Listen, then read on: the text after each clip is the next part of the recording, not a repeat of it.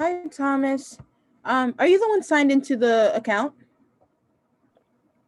I don't know. I'm just the first one to log in. Oh, okay. Do you see that you have host privileges or no?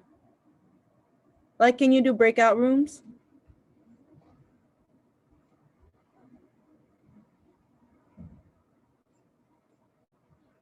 If not, that means it was like you're signed in from your own account. Probably Jacouty signed in because it logged me out. I don't know how to check for that. Okay, yeah, it's fine. It's fine. All right, he should be coming on now.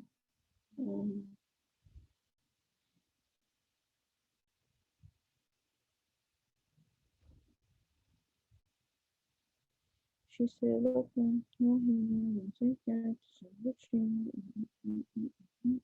how are you doing, Thomas? You look nice. Thank you. Yeah, I'm doing good. Excited for tonight. How's school? How was your first day? It was easy. Survey of calculus. We didn't do anything. I don't like that class. Wait, why are you I like taking Chrisman. calc? It's from economics. Oh, did you say you like Chrisman? From first day impressions are good. I don't know. Just you wait. He's a bit strange. Yes, but he admits that. Yeah, he owns his strangeness. That's true. I don't get how it was dead silent in here last night, and now tonight, when I want it to be quiet, it's not. Yeah, last night Andy and them were there. We went to visit them. Well, you know GCSA is never quiet. Wait, it's quiet right now or it's not? It's not. Yeah, it's never quiet down there. This is my plant. She's a beauty. Nice. Do you know how I can check to see if I really am this admin right now or not? I think you're on your own Gordon account. I don't think you're. Wait, how you can check for what? Do you know how I can check? If you were on the meal account, you would have had breakout room privilege. Like it would have just been down next to your reactions. So I think Jacouty probably signed in. Oh yeah, no. Oh my gosh, where is the speaker? He said he would get here. Ugh, it's just freaking me out. There he is. Oh, hi, Almani. How are you? Good. How are you? I'm good. I'm good. How's your day? Interesting. We're getting I'm not sure how you guys are. We're getting destroyed with snow. We got about 20 plus inches of snow and climbing. Oh my god. Here in Jersey. And it actually, the snowstorm started picking back up. It's been going since yesterday, and it's just picked back up, and it's supposed to go all the way through tomorrow. Oh dude. They said we were supposed to get 7 to 15, but then they changed it to 1 to 3, which is very surprising. Yeah, no, we're getting blasted. Hold on one second. Okay. I'm gonna just try something here. Hold on. I'm not gonna use this camera. I'm not gonna sit down. Okay, yeah, that's fine. Oh, you're gonna do it similar to what you did with Mentor with the summit? Yeah. Okay, cool. Sounds good. Ooh. Hold on. When I'm doing I don't like sitting. Okay, that's fair. I don't like sitting. How does that look? Yeah, it looks good. I can still You look good. Okay. That's all right. I look good? Yes. Okay. So what will happen is that as I'm talking and stuff like that, I'll do it here. I'll look down sometimes for the Q&A there, but then I'll come back here. Like I said, I prefer that. I'm gonna switch back over for right now until we start. I'm just gonna switch back over. So yeah, I prefer that. And everything. Oh, I didn't catch your name. What's your name, sir? Hey, I'm Thomas. Thomas. Okay. Hey, nice to meet you. And what is the name of your? I know it's Gordon College, but what's the name of the organization? Is it Black Student Union? Yeah, it's called Afro Homeway. It's So called. What is it called? Afro Homeway. So it stands for All for Reclaiming Our Unity, which is the Homeway part. Okay. Mhm. Because I want to just make sure I get this right. Afro Homeway. Mhm. And Orlane, are you Haitian? I am. Okay, that's what I thought. Yeah. Okay. Are you? No. I'm straight Negro. I'll say that. I say that a lot at in Boston College. That was interesting at BC because it was one of the unique things was it was the first time, though being Black, that I was really surrounded by the diversity of Blackness, meaning different cultures, Haitian, Trinidad, Jamaican, African, so that was it. That was interesting. You and BC at the time, we had more West Indian students than we had African American students. Which was unique in and of itself. So you felt like a minority within a minority. So but it was cool. It was cool. So yeah. Okay, let me try to log in from another account so that I can put people in waiting rooms. Or actually, 1 second. Before you do that, so I have the stuff I want to speak on. Okay. But you want to do Q&A, right? Yes. Okay. So I know we said an hour, right? Yes. All right. So then what I'd like to do, I'm going to flow for about 30, 35 minutes. Okay.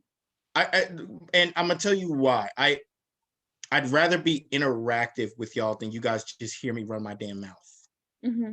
Fair enough. And it goes back to, with what I said at the National Mentoring Summit. I want to make sure that you're walking away with what you guys need versus what I'm saying. Doesn't matter what I'm saying if it's not impacting what you need. Right. Okay. So let's think about 30, 35 minutes. Okay. And then we'll switch over to Q&A and we'll just have a good time with this. Okay. Sounds good. Okay. Sounds good. People should be coming on now. So I'll introduce. I see Miss Aislinn. Is it Aislinn Ramos? Yes, Aislinn. Aislinn. I'll Okay. come right back on. Okay. Thomas, what year are you? Hey, I'm a sophomore. Okay. Studying political science and economics. Nice. Thank you so much for coming on. This is great. Oh, no problem, man. No problem. It's definitely all good. By all means on that. So when you graduate, what would you like to do? I'm hoping to go into politics. Okay. Not exactly sure specifically where the Lord's gonna take me, but yeah, I definitely just have a lot of passion for a lot of different issues. Mm-hmm. So yeah. If you get a chance, have our first Afro Homeway event.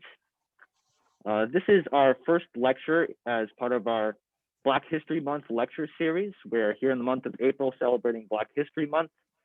And tonight is our African American History lecture with a special speaker tonight. Before we begin, I'm just going to open us with a word of prayer. Heavenly Father, thank you for blessing us with health and safety. Thank you for helping us all return to campus safely. Thank you for keeping us safe from this pandemic. I pray for all of us here tonight. I pray that we have open ears, that we receive this message tonight from our speaker. I pray for Mr. Viney as he speaks to us tonight. Give us wisdom, give him discernment. I pray for all of us tonight as we go through this special speaker, and that we just listen, that we receive, and that we take this message and we take it back to our lives and apply it.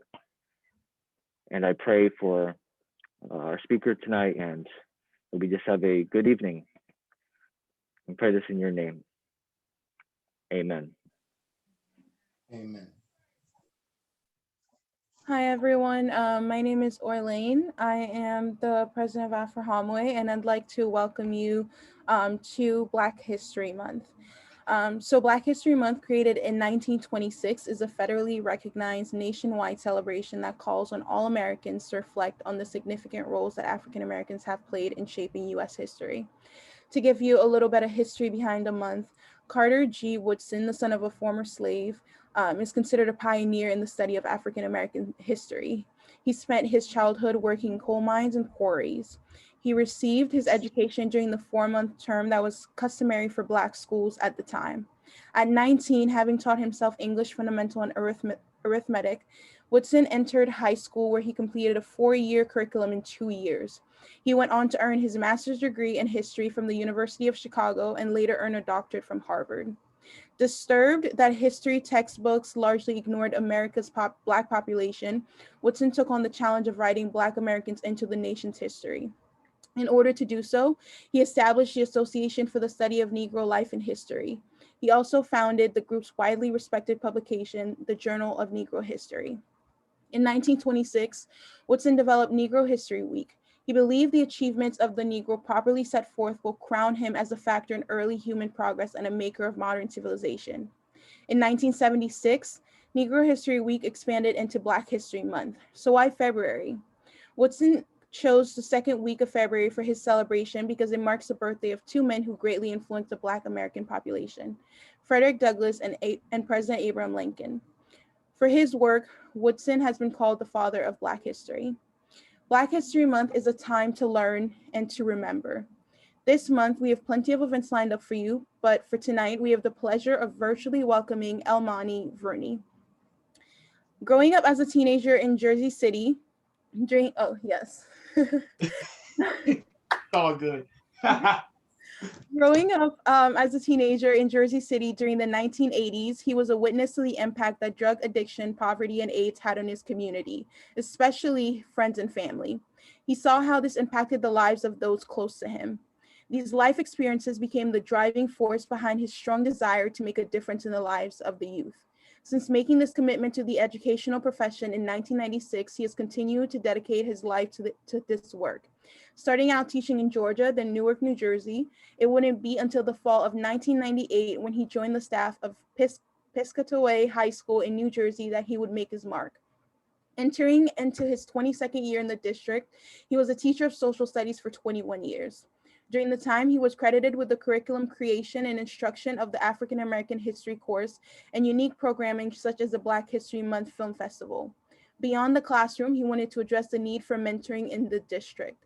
This led to the creation of the 50-strong peer mentoring program, to which he still remains as director.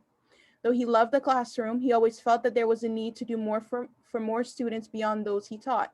In January of 2020, he would leave the classroom to become the dean of students for the high school, a role he continues to serve in today. Yet his commitment to youth extends beyond his work in the educational sector and into the mentoring field. Outside of the school system, he's the director of the Jersey City Kappa League. The Kappa League is a youth leadership program for young men of color.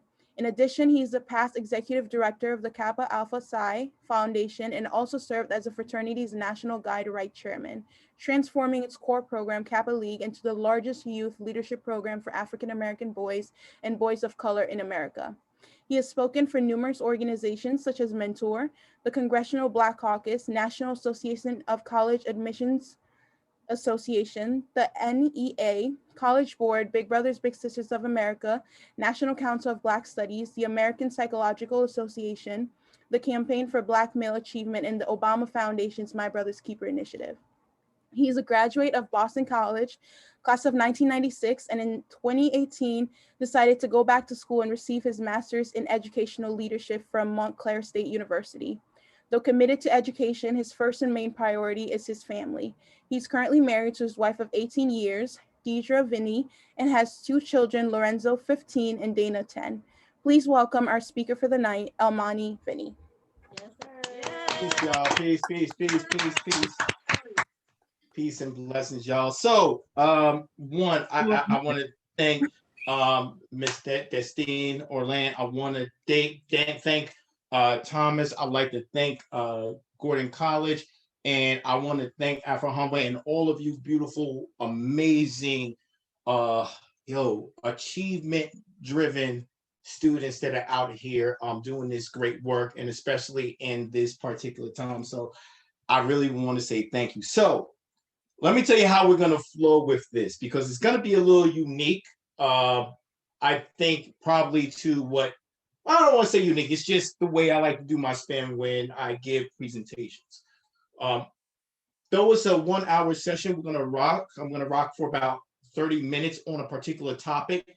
But then we're going to go into more engagement. I want to hear from you. Orlane was a part of my workshop that I did for the National Mentoring Summit, which was on, Speak Loud to the World, elevating the voices of Black youth in mentoring. And the thing I said to them, and whenever I do this whenever I speak, and I say this to the audience, is it's not, the least important thing is literally what I say. The most important thing is making sure that I'm meeting what you are looking to walk away with. Whenever anyone comes to any form of a forum, a speaking engagement, a workshop, there's something that we desire to take away.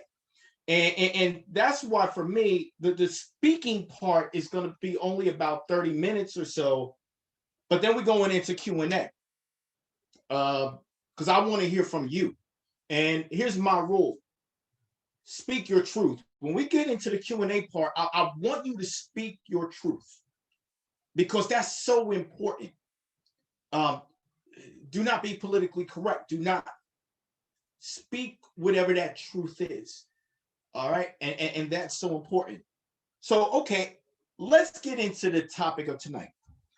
So I was thinking long and hard, because I was speaking to Orlane. We got on the phone and we were talking and, giving me an idea. I was trying to get an idea. She said, hey, I want you to speak. And I said, okay, cool. And she said, well, it's Black History Month, and it's learn correct, remembering, right? And this impact of Black history. And I was like, cool, okay. But I said, then tell me about your college. And then she was telling me all the great things, but then she was also telling me all of the struggles and the movements that you're going through and that you're fighting through.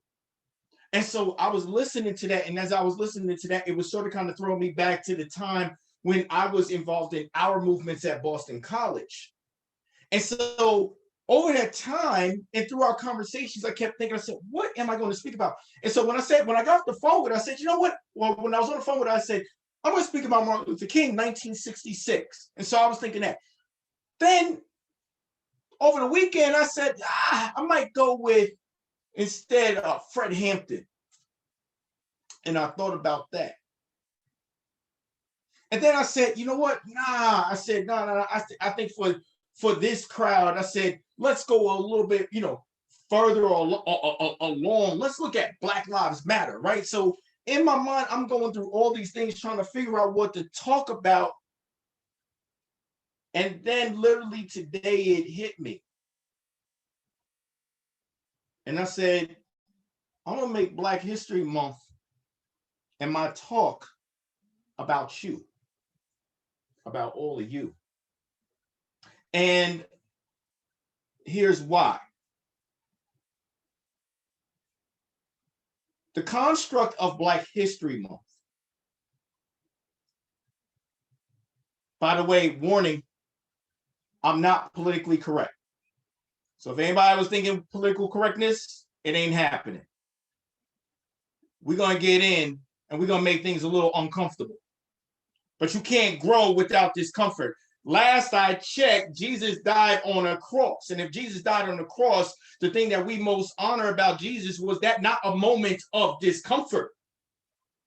Last I checked, it was a moment of discomfort. So then if the person we revere for dying on the cross, right, for our sins was in moments of discomfort, then how can we not engage in discomfort? Because last I checked, he set the template for growth and discomfort. So let's get uncomfortable. Black History Month oftentimes is constructed through the lens of the illusion of white supremacy. Because when you think about it, Black History Month oftentimes is, let's talk about slavery, or let's talk about Martin Luther King, or let's talk about this one person who overcame all of this to be here. Because culture of the exception to the rule. But you know what Black history is, and I've always applied this ever since I was teaching Black studies in high school. I said Black history is whatever the hell happened 1 second ago. So if you did something significant 1 second ago, that's Black history. That's the way I look at Black history. My wife is a business owner. She owns the largest Black woman-owned staffing firm in the state of New Jersey. To me, that's Black history. Black history is what a 15-year-old might do. Black history is what you do. So I say that because I want us to broaden. In order for me to have this conversation with you tonight, we got to broaden the perspective in which we look at what Black history is. Oh, and by the way, I'm going to talk about this later on. Keep this in the back of your mind or write this down somewhere. I'm going to act like your professor for like 30 seconds here. Black history is not trauma Olympics. I'm going to say that again for every single one of you. Black history is not trauma Olympics. And what I mean by that is, ladies and gentlemen, is that Black history does not have to be filled with this checklist. The person has to come from a background where they grew up poor, where they didn't get an education, where they had to overcome every single form of racism and the kitchen sink with the Ku Klux Klan hood on it, right? And then last but not least, they finally make it up after almost going all the way down until somebody grabbed their hand and pulled it up, and then they became the first person to do XYZ ever in the sense of every single organization. Ladies and gentlemen, that's trauma Olympics. Stay away from the trauma Olympics. Something I always say. We did a theme one year in my high school on Black history, and the theme was Black history, where Black people win. No trauma, no nothing. It was just Black people winning. So we talked about National Society of Black Engineers. We talked about Reginald Lewis. We talked about Rodney Atkins. We talked about Ursula Burns. We talked about people that you don't even know. Why? Because I say, yo, I want to talk about Black people that just win. So we can feel good without having to have our hearts all the time. It's not to take away from the struggle, y'all. It's not to take away from the struggle. But it's to set the tone to say that to become great, you don't have to. The requirement is not to go through all those hurdles to become great in this world, y'all. You don't have to. What the construct of Black History Month, when done through the lens of the illusion of white supremacy, you're going to hear me say all the time, the illusion of white supremacy, is to make you believe, not to feel inspired, but make you believe that, yo, I can't do all of that. To make you think twice about trying to achieve at the highest level. Nah, because look at all they had to go through. And they'll show you that one person, but you don't even realize that there's a pool of people that look just like you that's doing the same thing just as great. But see, you can't show that. Always got to show the exception to the rule. Because see, if you show more than one, then what is more than one? More than one becomes a culture. More than one becomes a movement. More than one normalizes the language of achievement. More than one normalizes Black advancement, Black empowerment. Black joy, Black girl magic. So be careful and cautious of making Black history the trauma Olympics. It does not have to be, nor should it be.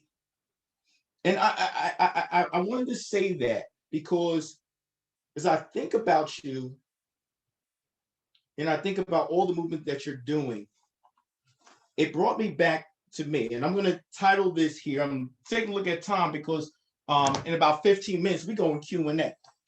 But I want to give you this. And my title, by the way, that's not the title of it. This is the title of my talk. It's called The Marathon. Everybody got that? Let me see a show of hands if you heard me when I said marathon. I'm looking down at y'all. I can see y'all. All right. You know, I'm in my teacher mode too. By the way, I do go to school teaching like this. Well, you know, before the pandemic. Mr. Viney, I'm like, yeah. Love it. All good. But I call this the marathon as I was thinking about y'all, and I'll tell you why a little bit. So a few years back, I got a chance to meet the great Eleanor Holmes Norton, amazing civil rights activist, proponent of educational activism. And she was giving a speech. And what she was saying about movements, especially about activism, is that far too many people look at civil rights or look at Black empowerment movements, and this was before Black Lives Matter, but look at it through the lens of a sprinter, right? Thinking that paradigm change comes for the empowerment of people as a sprint. When in truth, it's a marathon.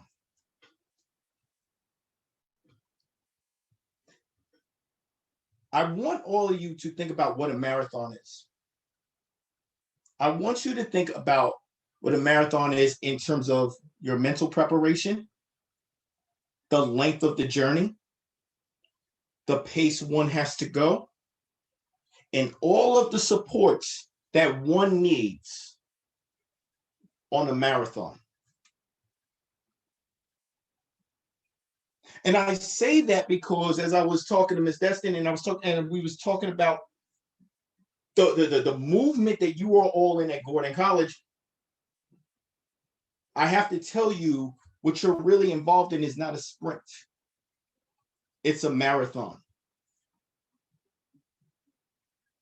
And making sure you understand that is so important to not just getting the achievements that you want, the changes that you want, but the protection of your own mental health and wellness. So I want to share 4 things with you, and then we're going to go into Q&A.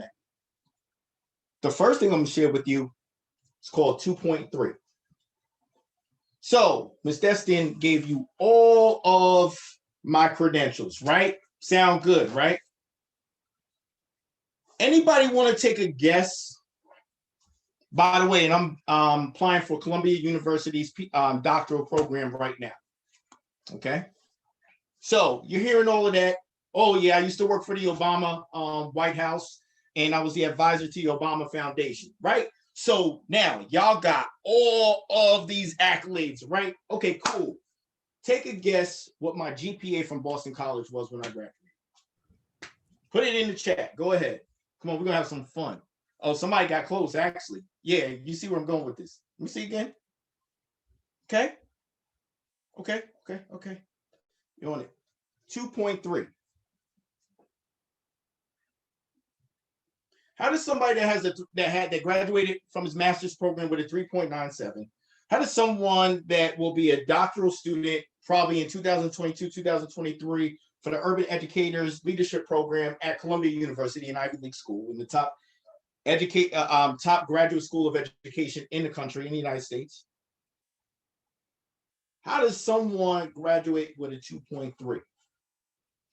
You graduate with a 2.3 when you confuse something that's a marathon with being a sprint.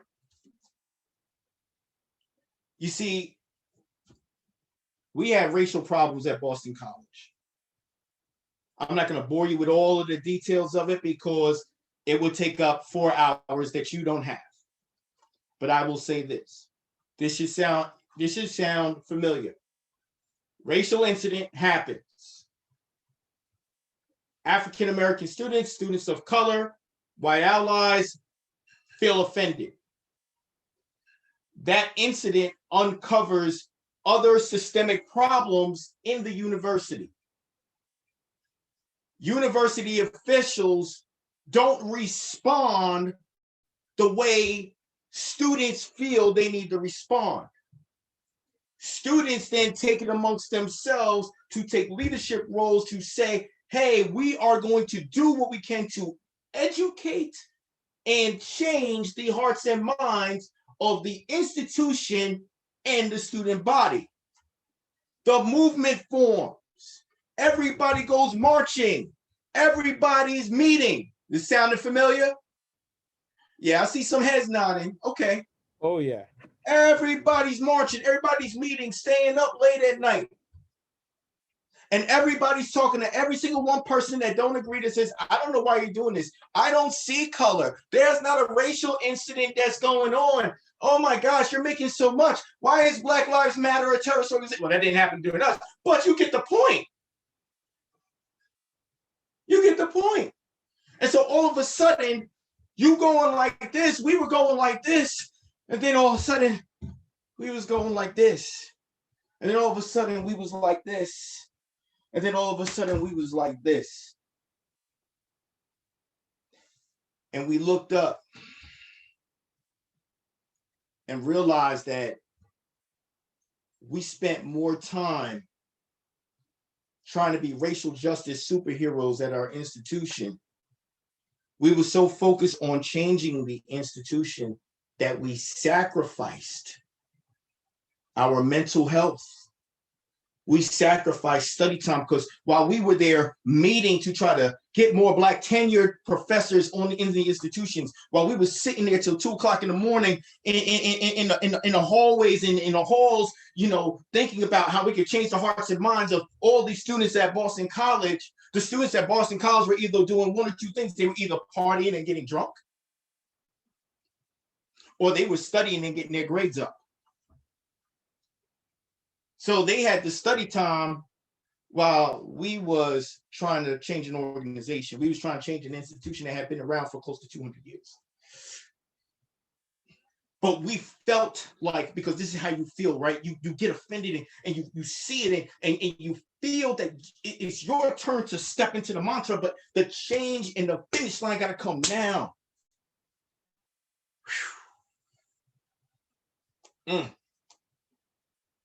Remember we just said about Jesus, right? We like to talk about sacrifice, but we don't like to talk about suffering. We don't. My pastor, David Ireland, said this one time. He said,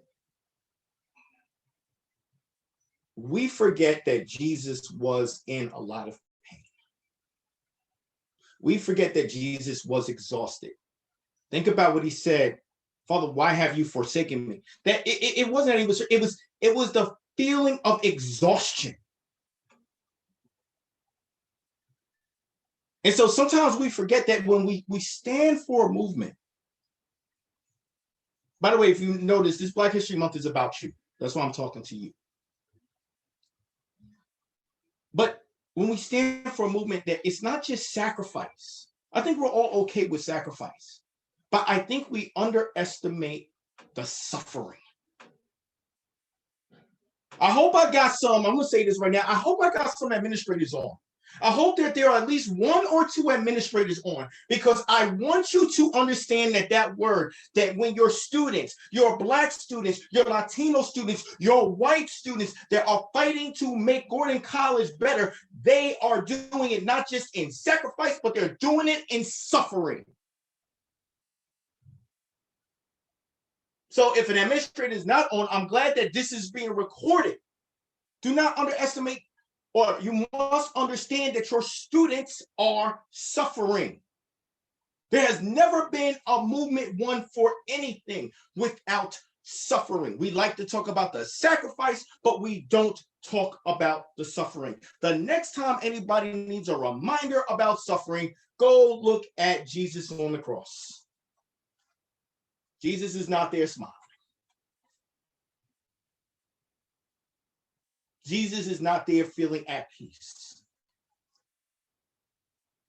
There is suffering.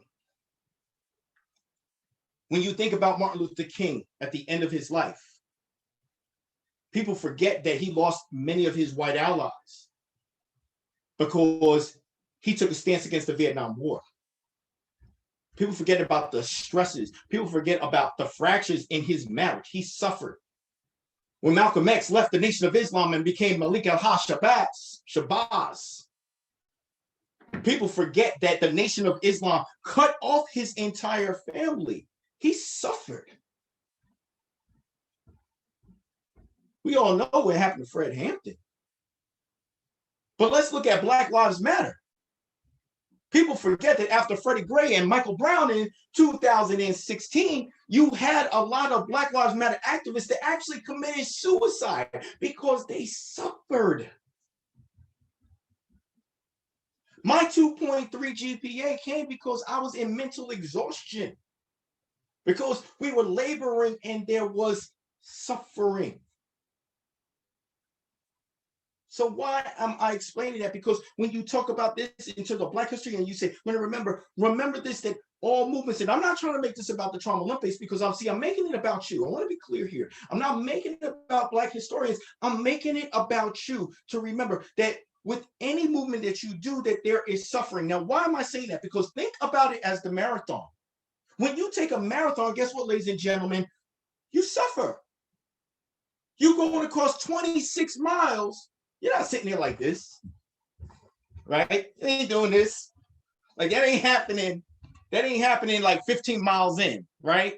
You know, y'all not doing whatever dances. I don't know if y'all even dance anymore. Like we used to. I ain't gonna go there, but you know, I come from this era, you know, back in the day, you know.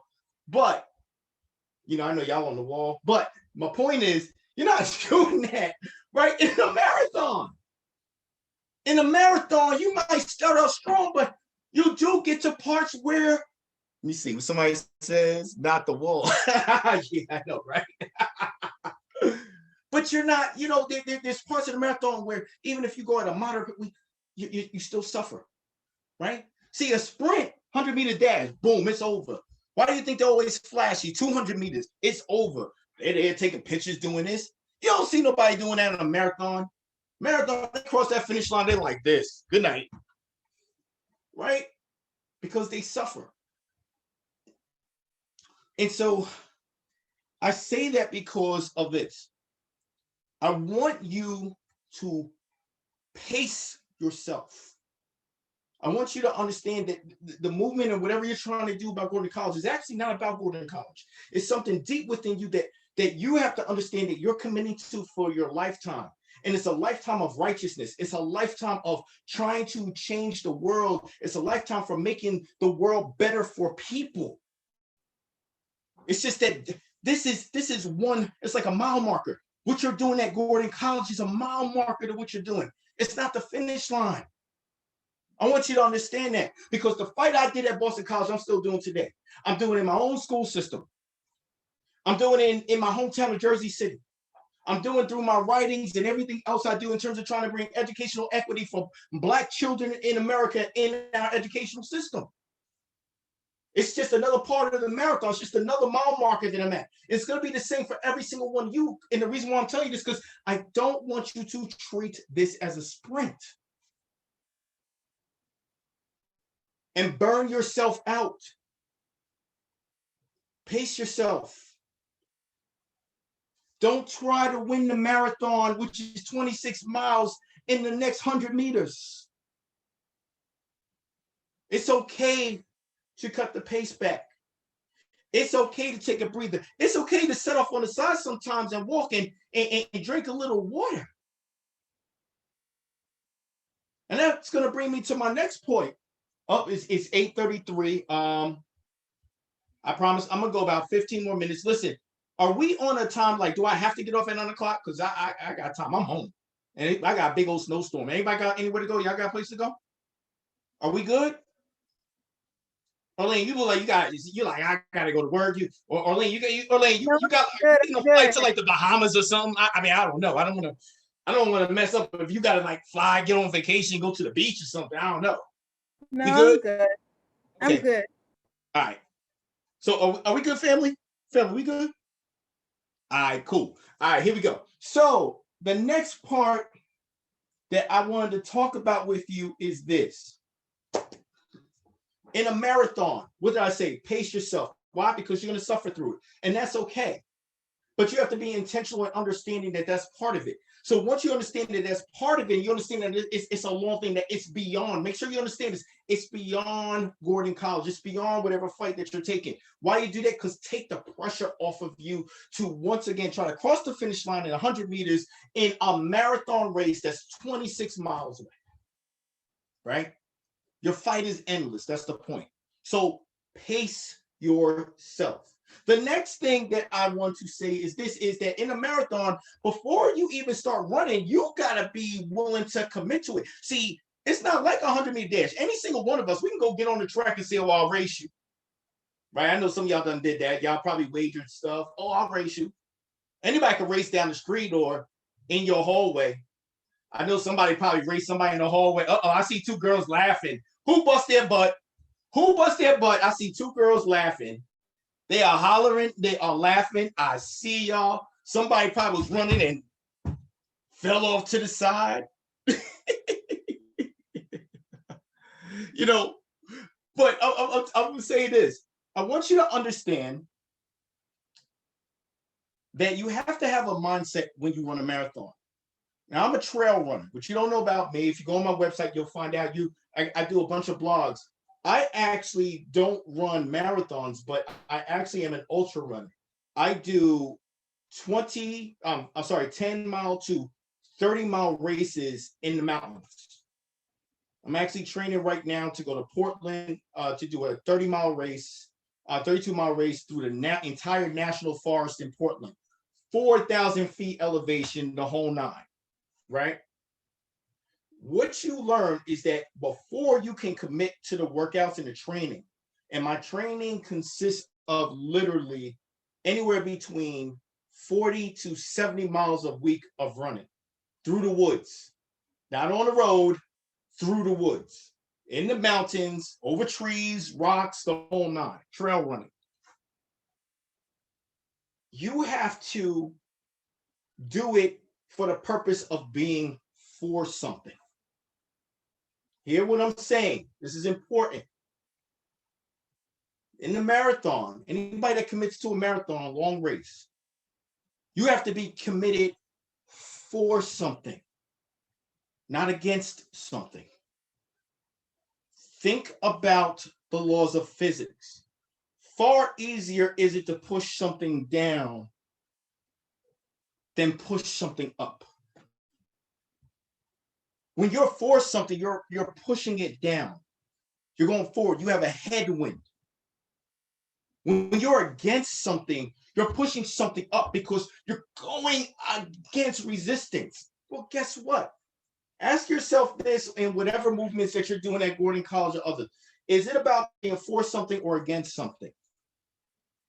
Is it about being for Black staff or for equality or against racism or against whatever may be the systems that you're fighting?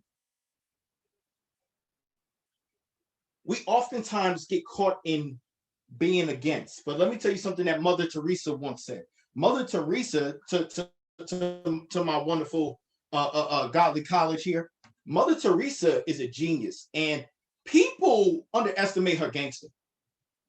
Mother Teresa was hardcore, but there's this dope line that Mother Teresa said that sticks with me, where she said,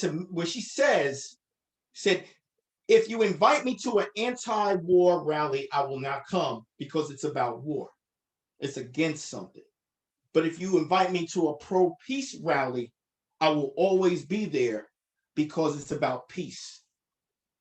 You see, Mother Teresa understood the headwind. She understood that If you're always fighting against something, the only thing you see is the negative. The only thing you see is that thing you're against. At some point, it's going to wear you down. Even if you win against it, you're going to win, but you're going to take a lot of losses. But when you're for something, what you're saying is you have a connection. What we talk about, agape, love, right? I always say agape, but love. It's not just an emotion, it's a connection. So when you're for something, it's a connection. It's something that drives you. It's a beautiful thing. And there's a lot of energy that comes with this. So I want to connect it back to the marathon. See, when you're for saying, I am for finding out, can I run these 26 miles? I am for my health, right?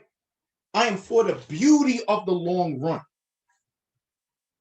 Then it gives you an opportunity to commit, but also it allows you to drive. It drives you to do something for the betterment, and it drives you in a positive way. Ask yourself in whatever fights you have, is it for or against something? If it's against, then you're running upstream. You're running up the hill. You're pushing the boulder up. That's what we did at Boston College. We was about what we were against. And we never invested into being for something, even though there was beauty that we didn't even realize by making our movement for. And by the way, here's the other thing I want to say. There will always be detractors that will take the ammunition when you fight against something. But no detractor can ever stand when you're fighting for something. Because you then put them on the jury. You then put them on the stand. See, if you're fighting against racism, an institution can say, Boston College say all the time, we're for diversity, we're for this and that. Okay, cool. They can say it in words, no different than Black Lives Matter. How many companies did y'all see put up posters that said Black Lives Matter? And daggone well, they ain't do nothing Black Lives Matter. Raise your hand. A lot of them. Yeah, a lot of them, right? I saw one, I ain't gonna talk about it anyway, let me keep going. But that's the thing, they'll give lip service. So how do you change that lip service?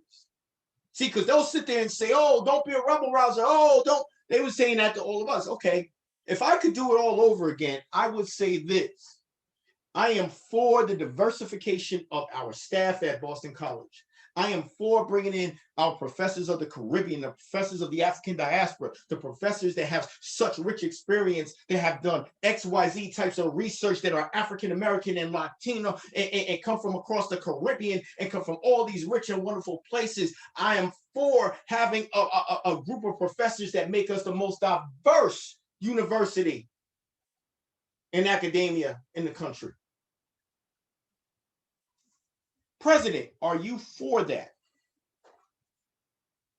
See, that's the power of four. See, the power of four is very intimidating because you put them in the space to say, oh, am I for or am I against? See, being for something is powerful. So all my Dragon Ball Z, Dragon Ball Super anime fans, it's the Genki Dama, Spirit Bomb, right? When you're for something, it's so powerful. Don't get it twisted, because I still fight the good fight. I understand the systemic racism in education, the disparities between school discipline that Black children get versus white children. But see, if I fight against that, then I'm going to exhaust myself. Then every single day I walk into my school system, I'm going to be like this. It's going to tire you out. So instead, what am I for? I'm for seeing more Black and Latino youth getting 3.8s and 3.9s and getting academic scholarships. I'm for them getting the resources that they need to go up to the top schools and universities. I'm for them being in more AP and honors classes. I'm for them making sure that they have the best teachers in the world that invest in them versus go against them. See, that's what I'm for. And so I invest. So every day I wake up, I got this energy. You want to know why? Because I get excited about the young people that I deal with. I get excited hanging with y'all. I just met y'all.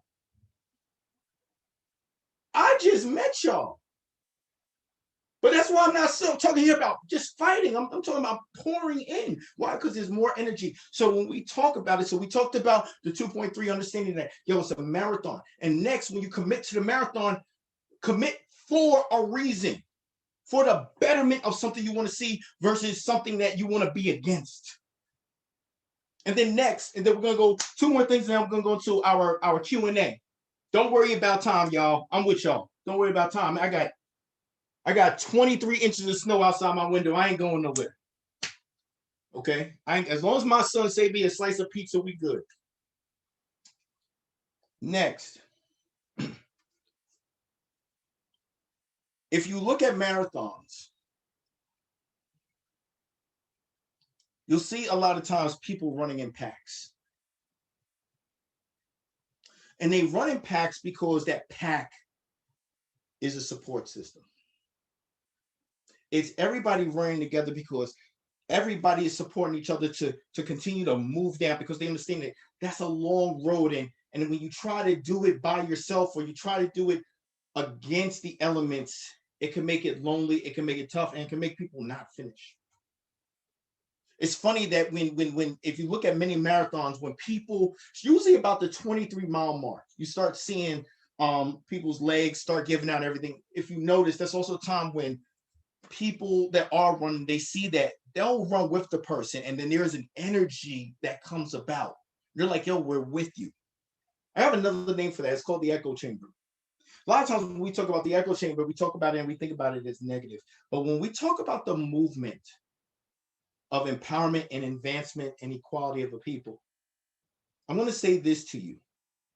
In your marathon, you must build an echo chamber.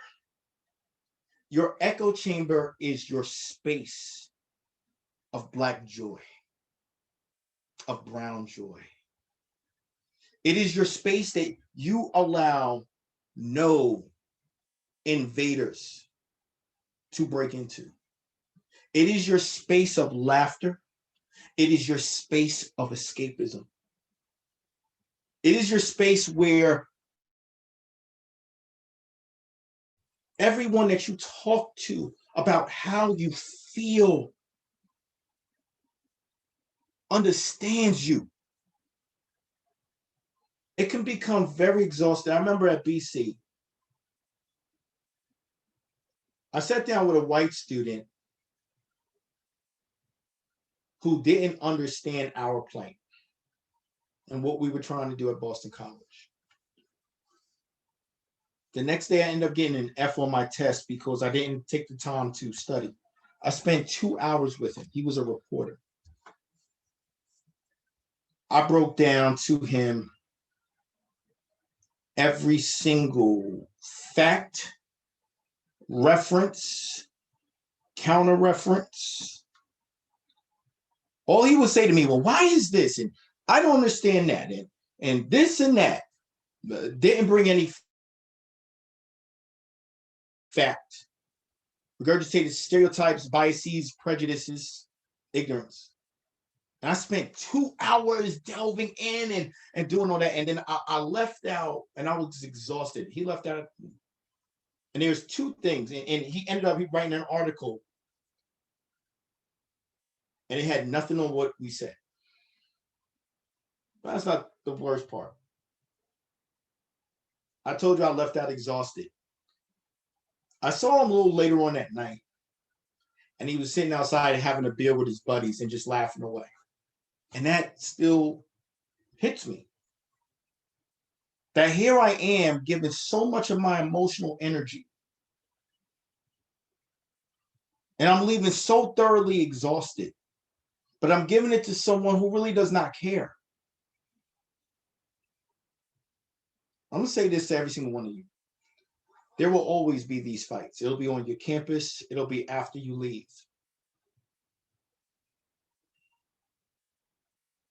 I get the need to educate. I get the need to express, but I want you to understand this.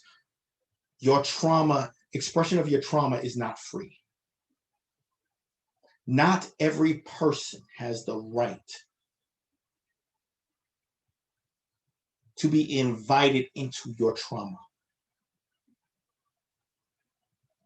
You save your trauma for your echo chamber. And what I mean by that is it's not your echo chamber where everybody's crying, even though you need the moments. But it's the echo chamber of where it's already written and understood, like I understand. That when somebody sees your face angry, it's like, yo, come on, sit down. I got you. Understand. It's when you need to blow off steam. Ain't nobody saying, but why you do this? And what? But why? No. Understand. Martin Luther King had it. Matter of fact, the day he was assassinated, but take away the assassination, he was hanging out with all of his boys in that hotel room, and they were having a good time. Malcolm X used to love going to jazz clubs with his people. People forget that. You see, you got to have your space that you allow nobody in, and that is okay. Don't ever let nobody tell you, I used to get this at Boston College. Why all the black people sitting at the same lunch table? Nah, because that's our table. It is okay. You don't owe nobody an explanation for having your space. Where do you go to replenish? Emmaus retreats, right? I know Jesuits are very big on retreats in the Jesuit. I went to a Jesuit high school. Boston College is Jesuit. Big on retreats. What is retreat? Retreat means to move away, to reflect. Well, guess what? In order to reflect, you have to reflect in spaces of peace. That's what people forget. When they say retreat and go back to home base when you're in a war, they're saying go back to a place where you cannot be invaded. Watch the movie Black Hawk Down. At the end, you see those guys running back, and they're running away from the Somalis. Guess what? Where they run to? They're running back to their base. Why are they running back to their base? Because it's a place of peace. It's a place they're trying to get back to where they can replenish, but without their space being invaded. You need your echo chamber. You need to make sure that you have a place and be unapologetic about your retreats and who is in that circle. And I'm also going to tell you this. You need to spend more time there than you do spend trying to educate everybody. Dear administrators, I want to say this to you because I had to say this to my, I'm on the advisory board for HANA for Boston College.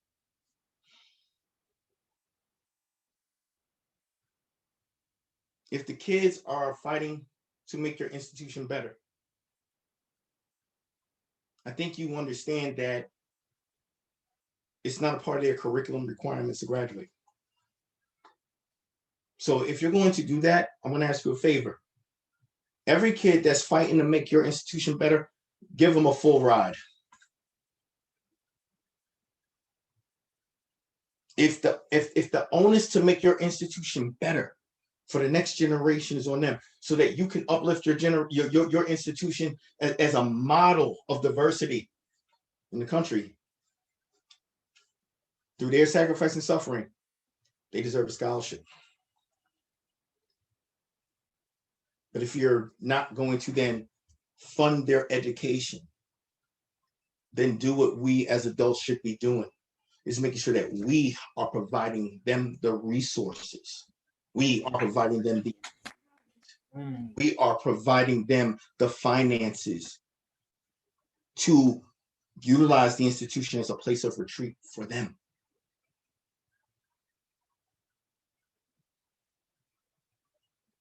You cannot stop letting young people fight a fight that adults need to be at the helm at to protect their wellness. And so I go back and I say to y'all, the echo chamber. Have your echo chamber. Have your lunch table. And it's not to push people away, but it's simply to say that here is a place of peace. Have your retreat. And it's not about black and this side and Latino this side. It's about like minds. It's not about white over here. No, it's about everybody that's down for the cause. We had a lot of white students at BC that was down for the cause. A lot of my people, they were right there. So were they at the table with us? Of course. Why? Because they was going through. They understood. And that brings me to my last point. Because you heard me talk about the echo chamber surrounding, right? Like a marathon, you always need an ally. The ally, the power of the ally. Now on this, I'm going to talk to my down white students. Talk to my allies here. My down white staff. Talk to the allies here. What does it mean to be an ally in the marathon? It means to know your role. It's not about superior or inferior. It is about understanding and respecting the fight that all students are in. And it's about saying this. It's about commitment. It's about commitment to the marathon. It's about commitment to seeing it through on the run as well. It's about being a part of that echo chamber. It's about being a part of that pack that's running to the finish line or running for them 26 miles. It's about saying, I'm right here with you. I'm not in front of you. I'm not lecturing you. I'm not trying to save you, because guess what? White saviorism is not allyship. Let's get something out the way right now. White saviorism is not allyship. White saviorism is a form of the illusion of white supremacy, just from the liberal side.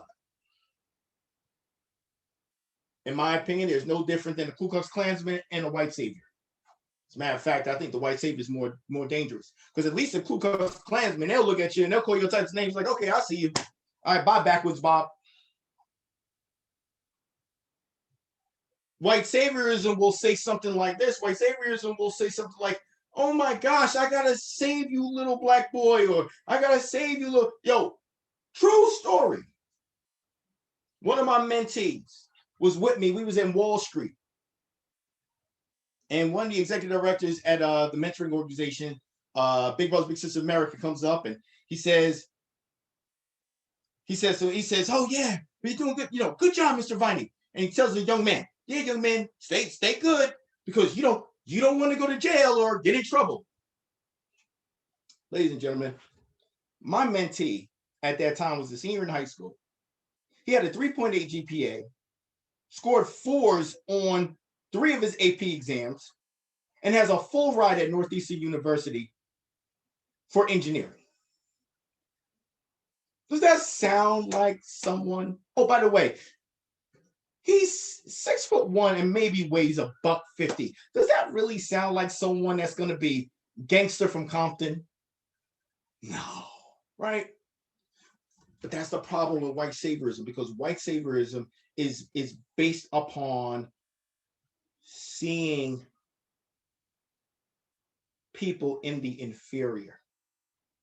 It's based upon an assumption, a false assumption, that they are in a superior position. And the other problem with white saviorism is this, and this is the dangerous part. While white saviorism helps, it's never designed to put you in a better place than them. I'll pull you out the water and I'll take you to the beach. But even if the Four Seasons Hotel is over there, I'm going to have you stay on the beach. I'm not going to put you in the suite. White saviorism is not allyship. I roll with white colleagues that know allyship. Allyship is saying, what do you need to continue this movement? Allyship is about making sure that the space is clear for you to do your thing. Allyship is there. Once again, if you run a marathon, the ally is the one that's running, but they understand that you got to cross that finish line. And they're there, they're like, go. Go. I'm running inside you, but yo, this is your race. Go. And I'm going to cheer you on. But I'm investing in you. Allyship is about investing, right? It's like when you got a best friend, you a true ally because you want the best for them. You root for them. That's allyship. That's why even when this summer, when I'm seeing everybody with Black Lives Matter, and I'm like, well, are you going to be there? And the crazy thing about, this is why I need like 2 hours. Think about what happened in New York. just this past weekend. In Washington Heights at the New York Armory, where everybody was getting their COVID vaccines. If you know New York, you know Washington Heights, it's like 90% Latino. Not like 80, not 70, 90%.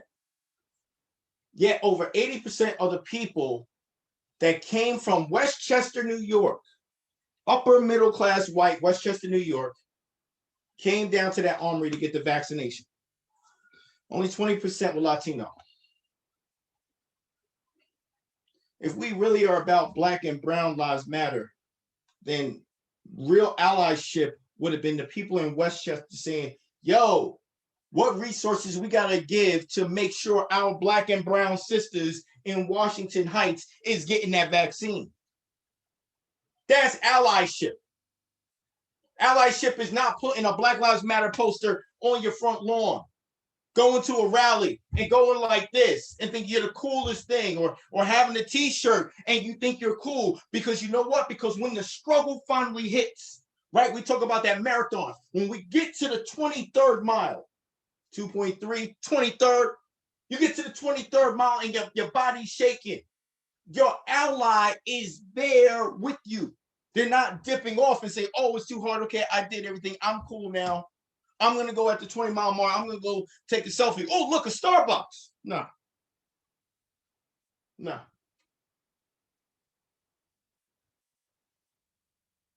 Real allyship is I'm here for you, and that's important. I'm not here for me. I'm here for you. And I'm not just listening and learning. Real allyship, think about World War II, is I know how to take orders. When the British were losing the battle against the Germans in World War II, and Douglas MacArthur and them came over. Not Douglas, MacArthur was the Western Theater, sorry, in the Eastern Theater in versus Japan. But forgive me, I can't remember the name of the general that was on the Western Theater side. But when the Americans came over, they took control of the strategy because they understood what needed to be done. Allyship is knowing your role, knowing when to fall back. Yeah, Patton, thank you. But knowing when to fall back. I'm sorry, I don't know how many times I've seen Black women take leadership roles and watch, sorry, I'm going to go here, watch certain white women get offended because they're not in the spotlight. That's not allyship. Allyship is us knowing the role. Women's Month is coming soon. Guess what? In my program, Women's Month coming, I'm finding the dopest women in my school and say, run it. What do you need from me? That's allyship as a man. What do you need? I'm falling back. I'm not a woman. I'm not about to make women's program. How can I make women's program? Women's program through the lens of a man? What type of stupidity is that? I don't even care. And I don't even care if I got a degree from women's studies. So I'm still a man. Right? I like a hamburger. Don't mean I'm a master chef. I got a grill outside. Don't mean I'm making smoke. I do make a bad smoked brisket though. I do make a bad smoked brisket. Y'all gotta come by sometime because I make a mean smoked brisket. But that don't mean I'm there like Texas barbecue Viney. No.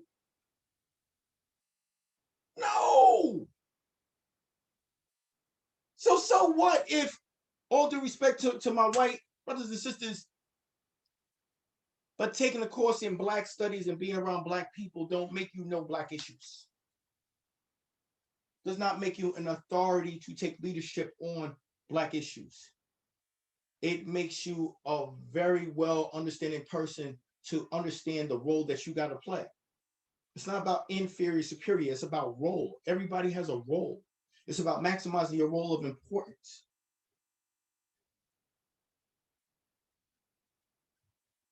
So you got to understand that that's the power of allyship. That's the power of real friendship. Because that happens in friendship too. Everybody that's a friend, they know their role. Everybody that got your squad, The whole squad, everybody know they role. Everybody knows, yo, that's my man. He do this in the crew. That's my homegirl. She do this in the crew. Me, I'm the wild dude in the crew. You know what I mean? It's like my sisters. Like I'm the intellectual. My other sister, she's Miss Fashionista, and my middle sister, she's the fighter. Like my middle sister, like somebody say something wrong to me or my other sister, my middle sister, the one that's like, I got him. You know, everybody got their role. But getting back to allyship, I want you to say, what's the power of allyship? Your power is investing in your people, supporting their movement, not being a hurdle nor a distraction, not trying to put the spotlight on you. It's about you being a true advocate. It's about you having a true awareness and the reality of the things and being able to look in the mirror and to see all the things that America has historically done wrong to people of color and recognizing that. As a man, I can understand every single thing that has been how Black women. I'm I call myself a Black feminist. I'm a Black feminist. Why?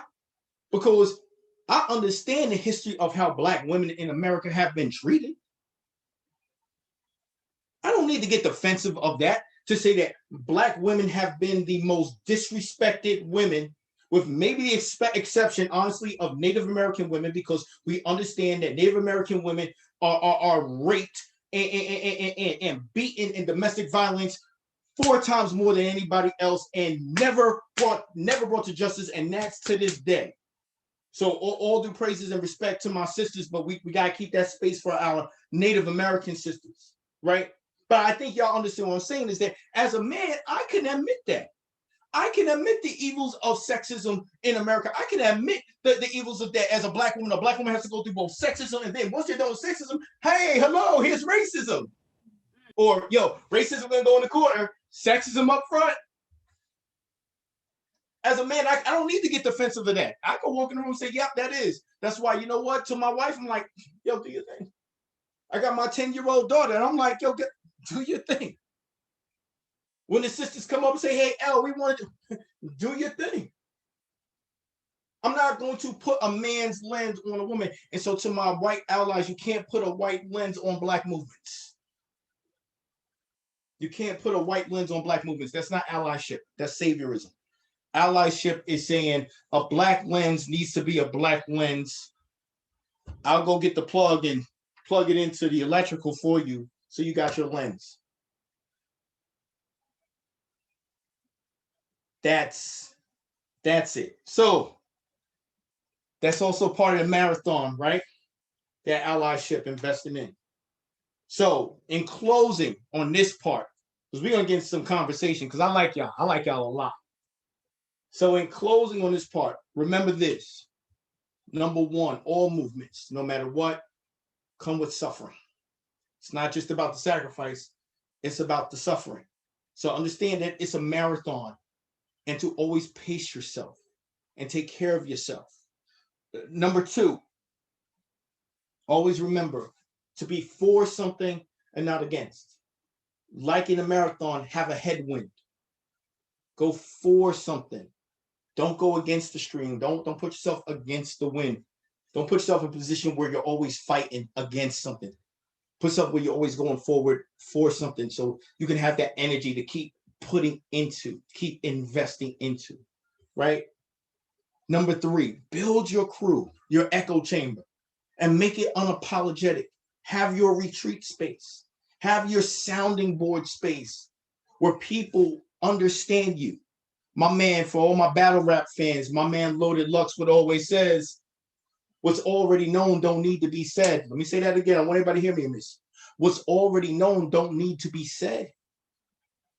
You got to have a space where everybody already knows what the deal is and it don't need to be said. So come on into the space of retreat. We got you. It's cool. So you got to have your pack. That's your pack. When you run that marathon, that's your pack. They're running with you because they understand where you're at. And then lastly, to my allies and stuff like that, be an ally, not a savior. A true ally, run with them, but understand it's their race. But you're there to help. You're there to push.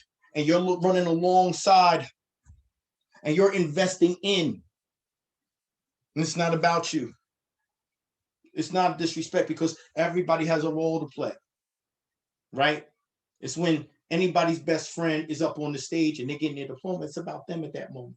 They're getting their degrees, about them. It's like, no, I'm not on the stage with you, but I'm here to support you. That's the marathon. And always commit. And you're committing for the long term. And lastly, family. Take care of yourself. Do not ever be unapologetic about protecting your space. Do not ever be unapologetic about retreating into your space. Make sure you're creating environments of joy for yourself. When I stopped fighting at BC, I remember I didn't win. I was running for president of the Black Student Union. I lost. And it was contentious. No need to go into the details. But it was the first time I woke up the next day where there was not a fight on my shoulders. And I remember the relief. I remember the energy even to this day. And I got my photo camera and I went out and I just took pictures sometimes. And I remember the love of just taking pictures. Make sure you're intentional about your space. Make sure you're intentional about protecting your joy. Don't ever let nobody invade that, ever. That's your time, that's your moment, and you've earned it. God doesn't just give us the things that we need to fight for. God gives us time for space. We just got to see it. God gives us time for space. God will give you times. If you look at what God can put in your room. Look at God put in your places. And there's that thing saying, hello, this is your space. Because you got to refresh, you got to pace, you got to replenish yourself. So take that time and take that space. So this is a Black History moment, but it's the moment of movements. It's the moment of what we all have gone through and continue to go through. It's the moment of all of us. It's not about any one person. It's not about your Martins or Malcolms. It's not about your Black Panther parties or, it's not about your Black Lives Matter. It's the Black history of us, of you and I, and the next generation that comes after you and the generations before. But that we all speak the same language. And this what must be learned, and this is what must be remembered. Thank you. I'm coming down here.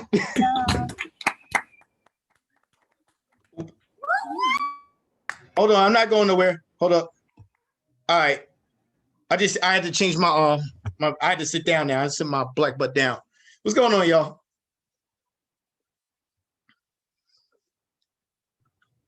You're rocking, man. You're rocking.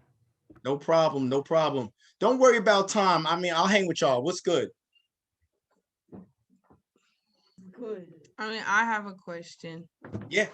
So, well, first off, thank you for speaking to us. We appreciate it. You coming all the way, taking time out of your family to speak to us. I'm tired of them anyway. This is good. Second of all, I know it's late, but I do want to wish you a happy Founders Day for Kappa Alpha Psi Fraternity Incorporated. You're welcome. Appreciate you. My question was, it's more of a personal question, was did you feel that your echo chamber improved you or took off less of the stress as a Black man when you became part of Kappa Alpha Psi, or did it feel like you had more to carry? Here's the interesting thing. I'm going to keep it 100. I did not appreciate an echo chamber until 3 years ago, because I was always in fights, Black Lives Matter fights, fights on racial equity, fights to try to change communities, fights on here, there. And I remember, and this is why I talk about allyship. I remember after, it was 2018. Yeah. Because I remember after Trump was elected, there were all these movements to get Trump out, right? And I joined this liberal political group. And it was predominantly white. And there was a Black woman that was running for Congress and this white woman that jumped in. Fine. Hey, listen, whoever wins, wins. Cool. But the way I saw quote unquote allies attack this Black woman, and it was tripping. And I found myself so exhausted because, see, once again, when you're dealing with racists, I could deal with a racist all day. You know what I mean? I could sit next to some dude that's a Proud Boy. That don't faze me none. I'm not fazed by a Proud Boy. I'm not fazed by a right winger. I'm not fazed by a QAnon. Whatever. I know, because I know where they stand. What bothers me is someone that thinks that they down for the cause and then thinks they got to lecture to me and tell me why I'm wrong about how they see the world. And then all of a sudden you getting into those fights. And I'm saying, you guys don't realize how racist you be into this Black woman that's running for Congress? Y'all don't see that? See the QAnon person say, oh, I just hate because I'm Black. Okay, cool. Salute to you, whatever. And so going to your point, but here's the thing, I was so exhausted. And my wife looked at me one day and she said, "El, you are not well." She checked me. My wife from Philly. So Philly women, I see a Philly. Yeah, okay, yeah. I see somebody like, Philly. Everywhere you go, there's somebody from Philly. See, everybody want to talk about that Brooklyn stuff. No, everywhere you go, there's always someone from Philly. You know, Brooklyn people will put it out there. They're like, yeah, I'm from Brooklyn. You know, Philly people will be like, yo, Philly. You know, but no, my wife looked at me, she said I wasn't well. And I did something. I left that group. And I left every single group that I found myself fighting people who, after I got done fighting and being exhausted, they did not give a damn. They went and did their own thing. And I really learned that. And I was thinking about all the times I should have learned that lesson. Like in 2015, summer of 2016, when Obama was still in, and every Black man and Black woman was getting killed and shot by police. It seemed people forget how traumatic, as much as we talk about George Floyd, people forget about how traumatic the summer of 2016. And I remember being on Facebook and seeing white friends I know go about their day as if nothing was happening, whereas Black and Latino people were in tears and all that. So to get to your point, and I'm sorry for rambling on. When I left those groups, I said, you know what? I'm gonna surround and put myself in groups where I just enjoy people, where I can vent and people can say 2 words, I understand. Because I got tired of writing dissertations about the Black experience to people who gave no dams. And realize that it's okay, because sometimes we are told it's not. Sometimes we're told we got to educate everybody. We got to do this. We got to, no. No, you don't. Orlane, remember what I told you? Remember what I told you? I do. What did I say? Let's see if you remember. What did I say? What did I say when people want to question you left and right about the movements and all that? What did I say? That we don't get paid to recount our traumas. Right. And what did I say, dude? Next time somebody wants to have you give a dissertation about why Black Lives Matter or anything else is good, what did I say to do? You know what? I forgot. Okay, I'm gonna help you. I'm gonna help all y'all because I'm about to make everybody here a millionaire. This is how I'm gonna make y'all a millionaire. Next time someone wants to make you recount your traumas, make you try to justify Black Lives Matter or Brown Lives Matter, make you want to have to justify why there needs to be equality or whatever else you do, this is what you say. You say, okay, I will do that, but it's going to take me 4 hours to do. And so I will do that, but I'm charging $100 an hour. And I need 50% upfront, non-refundable. And P.S., here's my Venmo account. If you ever want to get out of a debate that you find frustrating, do that. They will walk away real quick. Cash App. Just have your Venmo ready. Say, like, just sit here and let them talk about all, you know, this and that and all that. And just sit there calmly, right? Just sit there calmly and just say, okay. And they say, yeah, I don't understand that defund the police stuff. And I don't understand all that. I say, okay, I understand. I don't understand this. Right. Okay. And then just go. Yeah. And Okay, here, take this. What's this? Oh, it's my cell phone. What are you doing? It's my Venmo account. 200. You want to see them walk away? You want to see them walk away before you write another email, before you write another debate on Instagram. Always put your Cash App. I'm telling all y'all, put your Cash App in your profile. Cash App for my trauma. Go and rate Monday through Friday, and then do this. Do Monday through Wednesday, $100 an hour. Thursday, because it's almost party time, $150 an hour.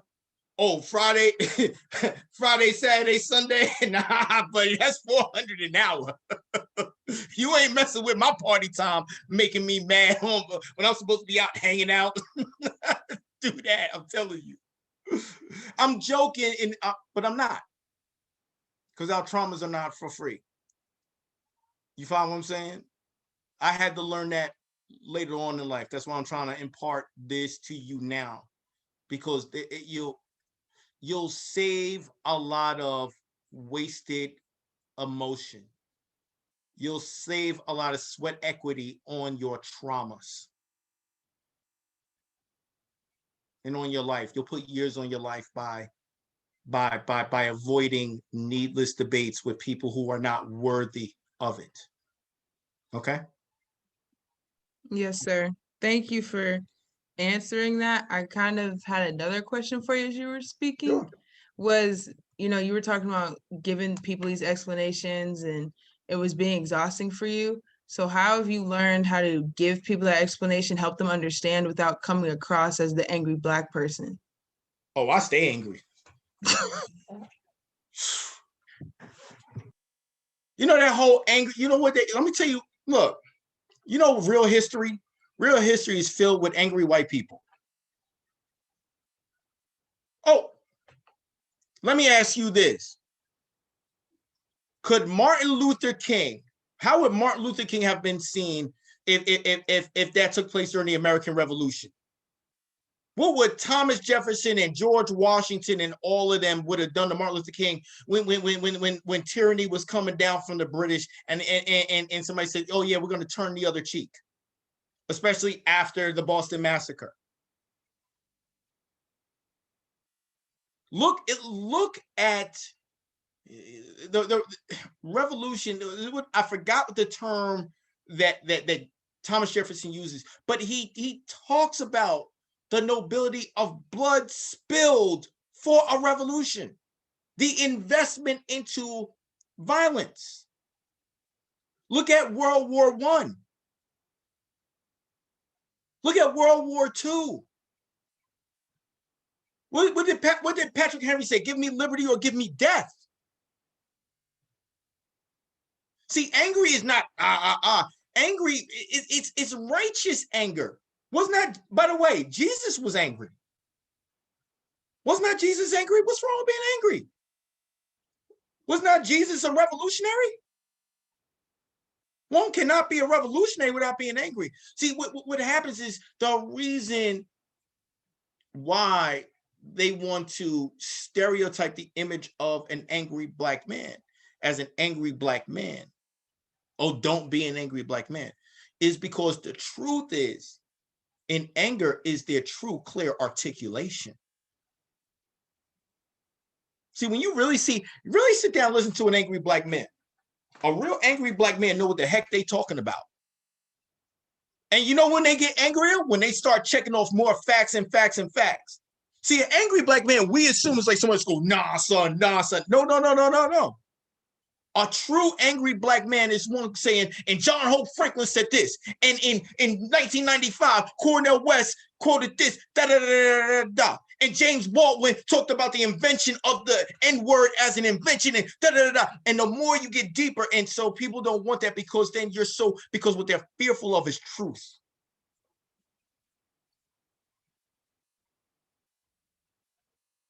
They don't want truth. So I have found, and you know why else people don't want it? They try to put that stigma on, because an angry Black man, or the anger in anger, you are now unafraid of exposing the lie, exposing the illusion. And people fear the illusion being exposed. They think anger is blowing stuff up, burn. No. It's not. So I stay angry. I'm angry now. I stay angry. You know, but it's a different context. And the other thing is about my wellness, but I will say this. Like I said, when you realize that you have a depth of knowledge and understanding, not everybody is worthy of your anger. Let's flip it. Forget being an angry black man or an angry black woman. Not everybody is worthy of your anger. Okay? Not everybody, because that's part of your right. So not everybody's worthy. You guys are worthy. Y'all are worthy of my anger because I've been angry. What do you think a lot of this comes from? Passion. I can laugh too, but yeah, it comes from anger. But y'all are worthy of it because y'all are cool as can be. Because I want to see y'all rock. Remember the Avengers? My man turned into the Hulk, right? He was angry. He stayed angry. They needed him. Stop and think about it. Yo, turn into the Hulk. Yo, we need you angry, son. Yo, we need you angry. Come on, my Dragon Ball super fans. We didn't like funny Goku. Goku straight bipolar. Go from ha ha ha to ultra instinct. Like, come on, that's why we love Vegeta, because Vegeta say, come on, that's why we love Broly, right? Look, anger is important. So yeah. But not everybody is worthy of it. That remember that. Not everybody's worthy of your anger. Okay. They say I got one last question. I don't mind I got a question. I don't care. But I got a question. Yeah. All right. So my name is Eli, represent from New Jersey. I'm glad that you also represent from New Jersey. I'm from where you from in Jersey, bro? Newark. Are you from Newark? Okay, I'm Jersey City. All right, there it is. Yeah. Where in Newark? That's close. Broad Street. It's close. Huh? Yeah. Where in Newark you from? Huh? I'm from South Ward. Okay. South Ward. All right, there it is. All right. Where'd you go to school? I went high school, Union Catholic. Okay, you went to Union Catholic? I went to Union Catholic. Nice. Yeah. All right, bet. So what's good, bro? My question, I'm good with you. My question is to you. I've been reading on Emmanuel Acho, Uncomfortable Conversations with a Black Man.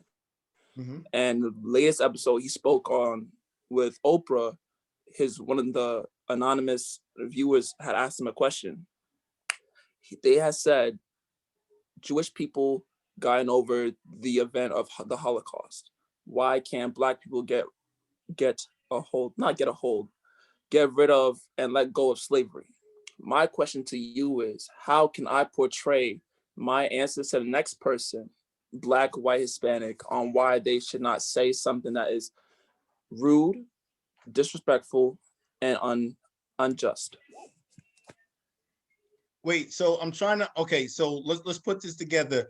My multicultural initiatives, I feel you're gonna have to give me a moment here because I gotta answer my man right, because I think he's talking about something deep here. So I love y'all, but you're gonna have to give me a little time with this. So let's break this down. The first frame part of it is the argument that Jewish people got over the Holocaust, correct? So why can't Black people get over enslavement? Is that correct? Correct. Okay, so that set the framework for what argument? The argument why Black people can't get over slavery, why are they still hung up on it, why are they so upset? Okay, great. So I'm gonna say this: whoever made that argument from the get-go, it's totally false. You might as well call that whole argument 1 + 1 = 5. Here's why. Jewish people have a term, 2 words: never forget. Many of their policies in fighting anti-Semitism is rooted from the Holocaust. Even set aside reparations, though reparations exist. It is.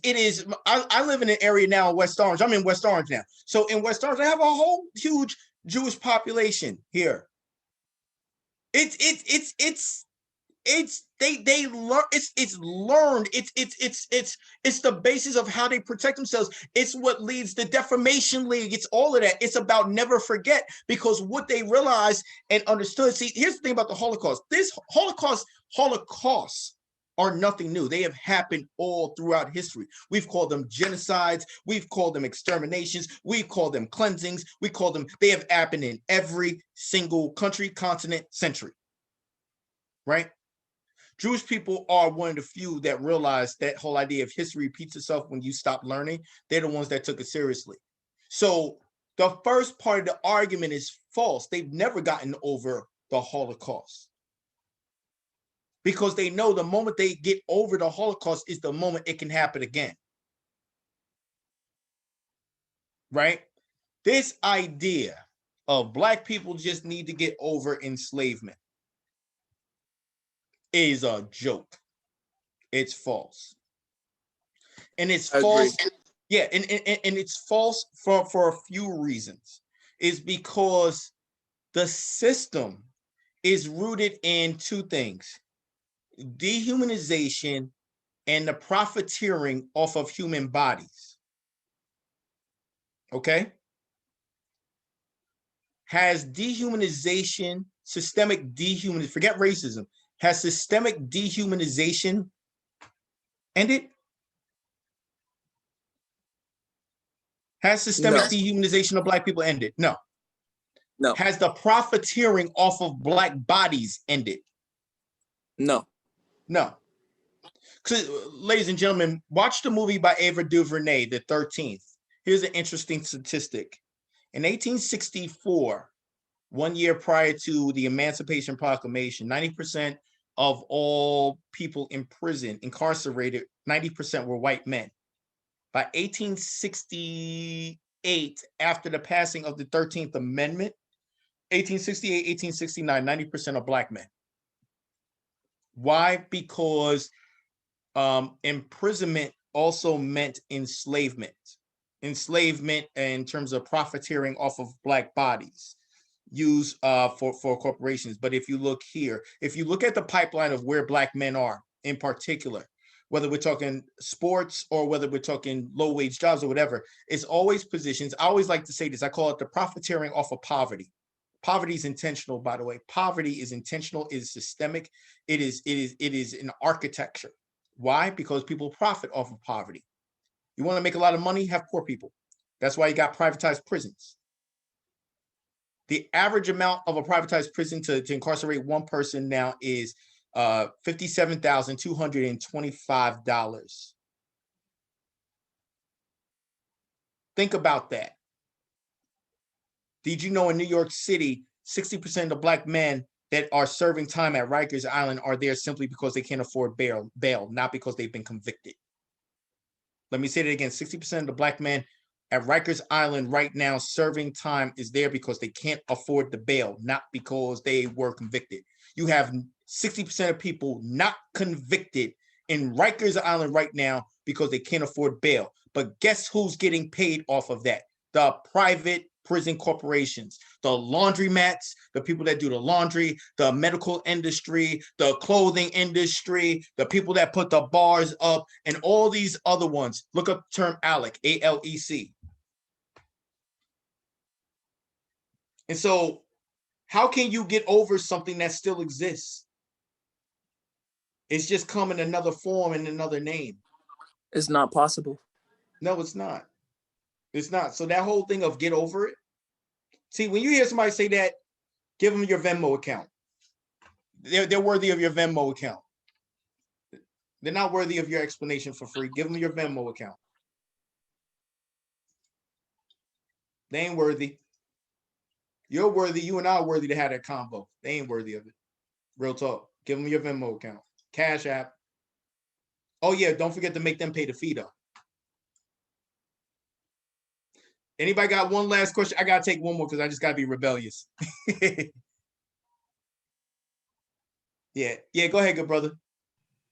Yeah, one thing that you mentioned earlier about like the whole black man anger. Like it's funny to see in the media, like they usually uplift Martin Luther King and never really talk about Malcolm X. And both were doing the same thing. Like they see Malcolm X as like the angry black man, whereas Martin Luther King is like the peaceful black man. It's like so annoying. Y'all see my smile because you know I'm about to go in, right? They don't even talk about Martin Luther King. We can even take out Malcolm X. They talk about Martin Luther King, 1964. Y'all know Martin Luther King, 1966? Do y'all know how gangster Martin Luther King, 1967 and 1968 was? Look up his speech on Black activism and being Black and proud. Look up how hard Martin was going. They don't talk about that. And they want to talk, oh, peace and love. They won't also tell you that Martin was the most hated Black man in America, even more than Malcolm was. Talk about revisionist history.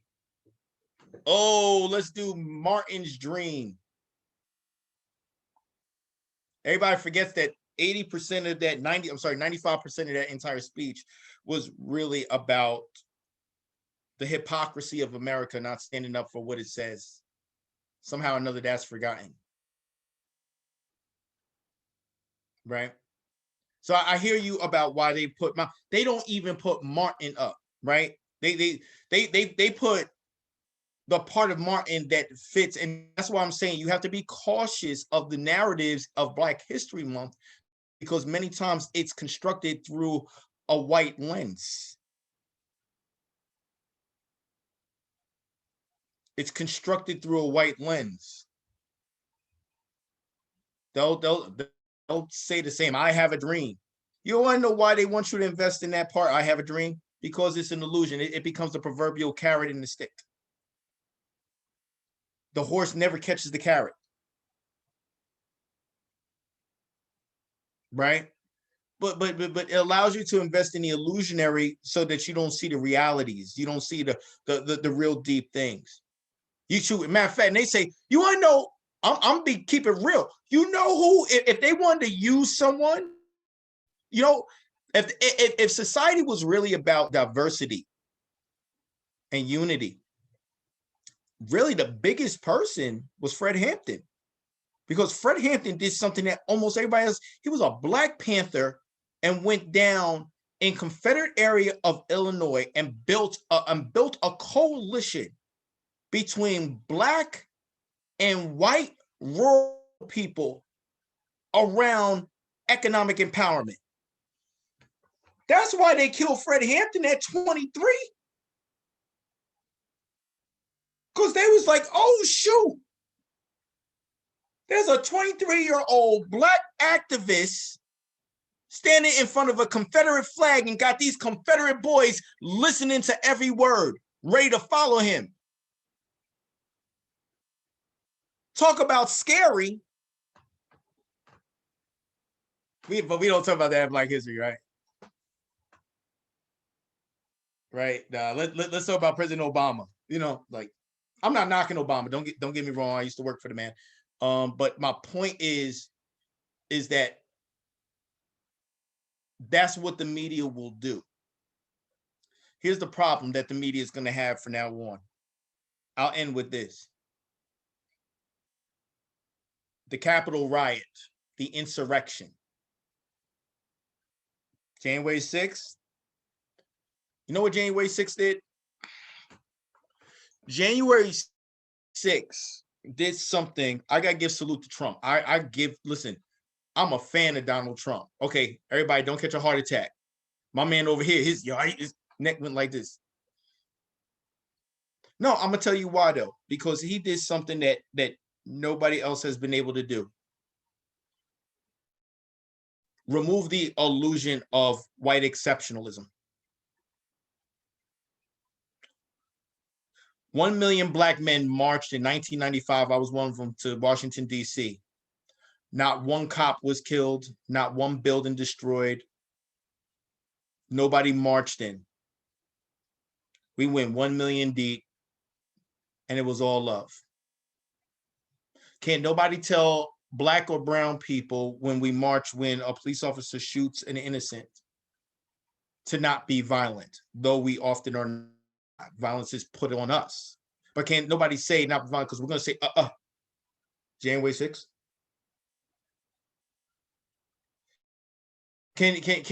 Cannot anybody say, oh, why are people all about, oh, Blue Lives Matter? Really?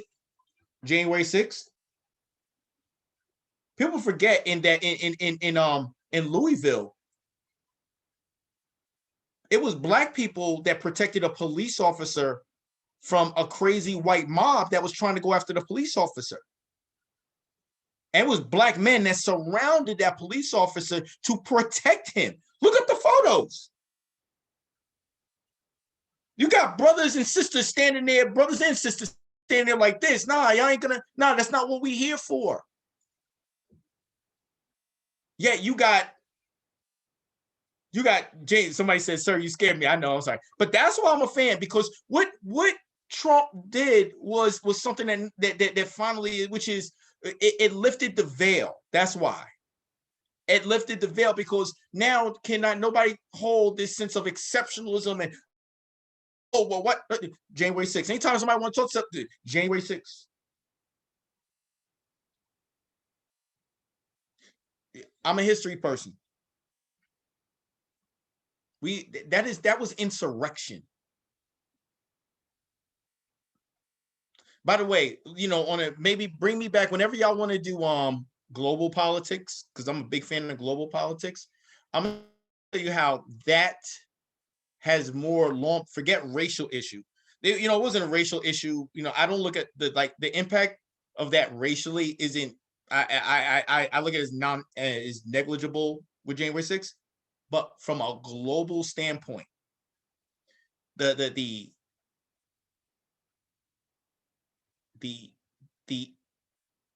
impact, negative impact it's going to have on America's position in the world is huge, because unlike almost every other country, with the exception of Canada, we had not had an insurrection like that. So, but that's another conversation another day. All right. Y'all look sleepy, and I've been running my mouth. Is everybody good? Yo, anytime you need me back, I like y'all. I like y'all a lot. Yo, so anytime you need me back, don't just hit me up. I'll come back. Yo, my email's in there. Y'all ever need to reach out for any reason whatsoever, reach out to me. Yo, it's all good. Anything I do, y'all really cool. I like y'all. I like y'all a lot. Thank you. Yo, this was really cool. I like y'all a lot. So look, whatever y'all need, just holla at a brother, okay? Thank you so much for coming in. And No problem. His email and his website's on the chat. If you guys need it, you can just email me or text me, and I can send that your way as well. Yeah. So yeah, thank you so much, and I hope everyone has a great night, and I hope you too, Mr. Viney, have a really great and blessed night. Yeah, definitely. And for all my Attack on Titan fans, catch me on IG. I'm waiting for that next episode. I'm still hurt after this other one. I was almost in tears. Gabby's gangster though. So, for all my Attack on Titan. So catch me on Instagram or Twitter. I'm always on Twitter talking about Attack on Titan right now. So we can definitely get into those anime convos and stuff. So all good. All right, love y'all. Take care. Bye now. Later. Yeah, we chew.